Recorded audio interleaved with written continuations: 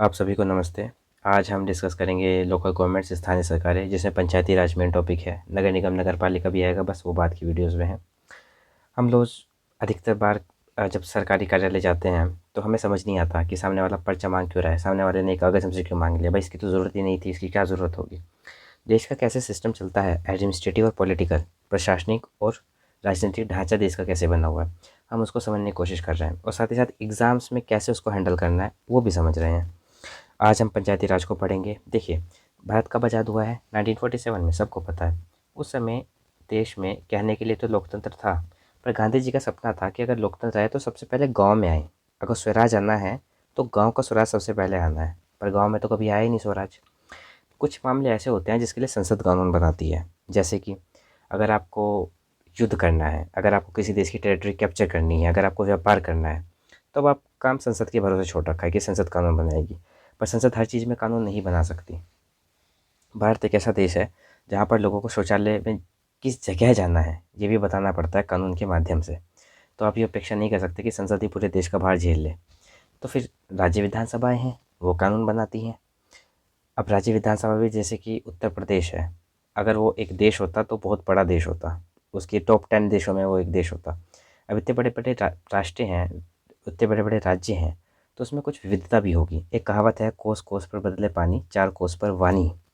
तो जब एक राज्य में ही इतनी विविधता है तो पूरे राज्य के लिए विधान सभाएं एक समान कानून बना नहीं सकती। तो राज्यों को ये छूट दी गई कि आप अपने जो गांव हैं उनका स्वशासन खुद से बनाएं। इसीलिए बनाया गया था कम्युनिटी डेवलपमेंट प्रोग्राम। पर वो हम अभी इसकी बात पढ़ेंगे। और वो कम्युनिटी डेवलपमेंट प्रोग्राम चलते चलते बाद में पंचायती राज सिस्टम में बदला। वो कैसे बदला और क्या क्या रिपोर्ट्स आई, क्या क्या अच्छी चीज़ें हुई, क्या क्या बुरी चीज़ें हुई, वो सब समझेंगे। एग्ज़ाम पॉइंट ऑफ व्यू से कुछ छूटने वाला नहीं है। शुरू कर रहे हैं। देखिए, 73rd कॉन्स्टिट्यूशन अमेंडमेंट में पंचायती राज जोड़ा गया था संविधान के भाग 9 में। 11वीं अनुसूची भी इसी के थ्रू जोड़ी गई थी। लेकिन इससे पहले, ये तो कहानी का एंड है, ये तो फिल्म का लास्ट सीन है। फिल्म शुरू कहाँ से हुई? वो शुरू हुई थी कम्युनिटी डेवलपमेंट प्रोग्राम से, सामुदायिक विकास कार्यक्रम से। जब भारत आज़ाद हुआ 1947 में, बहुत ज़्यादा अजीब स्थिति थी। सामाजिक रूप से पिछड़े हुए थे, आर्थिक रूप से पिछड़े हुए थे, और गांव की तो पूछिए ही मत। वहाँ पर हालत ऐसी थी, अंग्रेज जब छोड़कर गए, लगभग वो कोलैप्स होने की कगार पे थे। जैसे आज पाकिस्तान है, वैसे इंडिया की जो गांव का स्ट्रक्चर था वो लगभग कोलैप्स हो चुका था। जाति व्यवस्था अपने चरम पे थी, सामाजिक भेदभाव हद से ज़्यादा था। जो अमीर था वो बहुत अमीर था, जो गरीब था वो बिल्कुल ही गरीब था। इन सब चीज़ों को दुरुस्त करने के लिए, गांव का एक स्ट्रक्चर सुधारने के लिए और गांव के लोगों को एक अच्छा लाइफस्टाइल देने के लिए शुरू की गई थी कम्युनिटी डेवलपमेंट प्रोग्राम। ये क्या था? ये भारत का पहला एक बहुत मेजर प्रोग्राम था जो जनता के लिए शुरू किया गया था। इसका बेसिक फैक्टर ये था कि जो गांव के लोग हैं वो ही मदद करें गांव के लोगों के विकास में। पब्लिक पार्टिसिपेशन हो, वही पब्लिक पार्टिसिपेशन एक डेवलपमेंट का काम करे। सिंपल सी बात ये थी कि आपको जो एडमिनिस्ट्रेटिव फ्रेमवर्क है उसको डिस्ट्रिक्ट, तहसील और गांव के लेवल तक पहुंचाना है। गांव, तहसील और जिला स्तर पर प्रशासन की पहुंच मौजूद करानी है। कई बार ना सरपंच हुआ करते थे, या कई बार ऐसा हुआ करता था कि कुछ बड़े बड़े जमींदार हुआ करते थे, वो उनका वचन ही शासन हुआ करता था उस समय पे। तो गांव के अंदर भी प्रशासन की मौजूदगी जाए। जो भारत सरकार है वो शहरों तक ही ना सिमटी रहे, इसलिए इस प्रोग्राम को शुरू किया गया था। आपने एक पद सुना होगा, ब्लॉक डेवलपमेंट ऑफिसर, बीडीओ। ये बीडीओ का पद इसी प्रोग्राम की देन है। इस तरह के कार्यालय में आप कभी ना कभी गए होंगे। पर इसमें एक समस्या थी। आपने कहा कि मेरे गांव में जो मेरा घर है उसके सामने नाली नहीं है, आप प्रार्थना पत्र दे के आ गए। एक महीने बाद गए तो इस बाबू से पूछा कि सर, वो एप्लीकेशन लेटर दिया था कहाँ गया? तो वो इस ढेर में उस एप्लीकेशन लेटर को ढूंढेगा। एक महीने में इसे ढूंढने लग जाएगा। फिर एक महीने बाद जब वो इसे ढूंढेगा तो हर लगभग फटने वाला होगा, कहेगा दोबारा लेके लाओ। बहुत सारी टेक्निकल चीज़ें थी, बहुत सारी प्रॉब्लम्स आ गई थी। उसको सुधार कैसे किया जाए, तो इसलिए बनाई गई कमेटी। ये सब कमेटियाँ उन्हें सुधार करने के लिए बनाई गई थी। अब इस कमेटी में बहुत सारे पॉइंट्स हैं, उसको मैंने यहाँ पे समराइज़ किया हुआ है ताकि रिवीजन में आसानी हो। पर ये समराइज़ कैसे किया है ये तभी समझ में आएगा जब आप हर कमेटी में क्या क्या इंप्रूवमेंट हुआ था उसको देख लेंगे। तो हम उस कमेटीज़ को देखते हैं। सबसे पहले कौन सी बनी? बलवंत राय मेहता कमेटी। कब? 1957 में। इसका क्या काम था? देखो, कम्युनिटी डेवलपमेंट प्रोग्राम, सामुदायिक विकास कार्यक्रम में क्या क्या खामियाँ हैं, इसको इसे बताना था। तो इन सर ने उसको एनालाइज़ किया और कहा देखो सर एक काम करते हैं, डेमोक्रेटिक डिसेंट्रलाइजेशन कर देते हैं। बड़ी फैंसी सी टर्म इस्तेमाल की। कुल मिला के ये कहना चाह रहे थे कि भाई जो ताकत है ना, कुछ केंद्र से लेते हैं, कुछ राज्यों से लेते हैं और गांव के लोगों को पकड़ा देते हैं, विकेंद्रीकरण कर देते हैं ताकत का। यही डेमोक्रेटिक डिसेंट्रलाइजेशन बाद में क्या नाम से प्रचलित हुआ? पंचायती राज के नाम से। इन्होंने कहा देखो 3 स्तर की पंचायतें बनाओ। पहली तो बनाओ गांव पर, दूसरी बनाओ मंडल पर और तीसरी बनाओ जिला स्तर पर। गांव की बनेगी 1 स्तर, पंचायत समिति मंडल स्तर पे 2 स्तर और जिला परिषद 3 स्तर की बनाओ। लेकिन एक काम करो, जब आप पंचायतें बनाओगे तो जो गांव के स्तर पे है वहाँ तो कहो कि लोग सीधे चुनाव कर सकते हैं। गांव का आदमी गया, वोट डाल के आ गया, जिसको सबसे ज़्यादा वोट मिले वो चुन गया। लेकिन जो मंडल स्तर पे बनाओगे वो अप्रत्यक्ष रखो। मतलब क्या? जो लोग गांव के प्रधान चुने गए हैं, जो गांव के लोग चुने गए हैं, वही आगे मंडल के जो अधिकारी हैं, पदाधिकारी हैं, उनको चुन सकते हैं। हर कोई वोट नहीं डालेगा। और फिर इसी तरह बनाओ जिला स्तर का, ये भी अप्रत्यक्ष रखो। मतलब क्या हुआ कि जो लोग मध्यम स्तर पे चुने गए हैं फिर वो आगे जिला स्तर पे चुनेंगे। समझ रहे हैं आप? मतलब गांव में 10 लोग थे, 10 लोगों ने किसी एक लोग को चुन लिया कि भाई ये हमारे गांव का मुखिया है। वही एक व्यक्ति आगे मंडल में डालेगा वोट, पूरे के पूरे गाँव वासी लोग नहीं डालेंगे। तो पहला स्तर डायरेक्ट रखा गया, बाकी के 2 स्तर इनडायरेक्ट रखे गए। ऐसा क्यों किया गया था? भाई जो गांव का ये ताऊ है, इसने मुश्किल से, अगर ये 1940 50s के दौर का ताऊ है, तो इसने मुश्किल से ही कभी अपने गांव से बाहर कदम रखा हो। मे भी अपने ससुराल चला गया हो, अपनी बेटे का रिश्ता तय करने 10-15 गांव छोड़ के चला गया हो, या अपने बेटे का रिश्ता तय करने चला गया हो कहीं पे। पर ज़्यादा दूर इसने ट्रैवल नहीं किया है, ज़्यादा दुनिया नहीं देखी है। तो अपने गांव के लोगों को तो अच्छे से जानता है, पर गांव के आसपास के लोगों को जो गांव का मुखिया है वही जानता है। तो इसे क्या जिम्मेदारी थी? बस गांव का मुखिया चुनने कि गांव का मुखिया कौन है। इसने ग्राम पंचायत को चुन लिया। अब जो गांव का मुखिया बना, संभवतः वही लोग व्यक्ति बनेगा जिसकी ज़्यादा उठ बैठ होगी, जो ज़्यादा, प्रैक्टिकली हम जानते हैं, जो ज़्यादा घूमता फिरता है उसी की ज़्यादा जान पहचान होती है और वही लोग चुनाव में खड़े होते हैं। तो ये लोग चुनाव में खड़े हुए जो ग्राम पंचायत से चुने गए, क्योंकि जान पहचान अच्छी थी तो उनकी चुनने की शक्ति थी, वो चुन सकते थे। इसलिए इन लोगों को ताकत दी गई कि आप ब्लॉक स्तर के लोगों को चुनें, क्योंकि आपकी जान पहचान होगी, आप जानते होंगे कौन अच्छा काम कर सकता है कौन नहीं। फिर जो ब्लॉक स्तर पे चुने गए कि सेम रीज़न की वजह से वही लोग जिला पंचायत को चुन सकते हैं। मतलब कि भाई गांव के लोगों की अज्ञानता देश के विकास में बाधा ना हो, इसलिए पहला स्तर तो उन्होंने डायरेक्ट रखा, बाकी के 2 स्तर इनडायरेक्ट रखे गए। बलवंत राय मेहता की जो रिपोर्ट थी 1958 में, इसको स्वीकार किया गया कि ठीक है हम करते हैं। सबसे पहले राजस्थान आगे आया, उसने कहा देखो हम अपने यहाँ पंचायत बनाएंगे। आंध्र प्रदेश ने उसको फॉलो किया। लेकिन इसमें एक समस्या आ गई। वो समस्या क्या थी? हर राज्य ने अलग अलग सिस्टम अपनाया। भाई ये राजस्थान है, राजस्थान ने सबसे पहले फॉलो किया, राजस्थान ने कोई और सिस्टम अपनाया। इसने 3 स्तर की पंचायत अपनाई। बगल में, खैर हरियाणा तो उस समय नहीं था, उत्तर प्रदेश है, उत्तर प्रदेश ने 2 स्तर की सिस्टम अपना लिया। तो दोनों में विभेद था, देख रहे हैं। इस विभेद को दूर करने के लिए और बाकी कमेटियाँ बनी हैं। अशोक मेहता कमेटी इन्हीं में से एक थी। ये 1977 में बनी थी।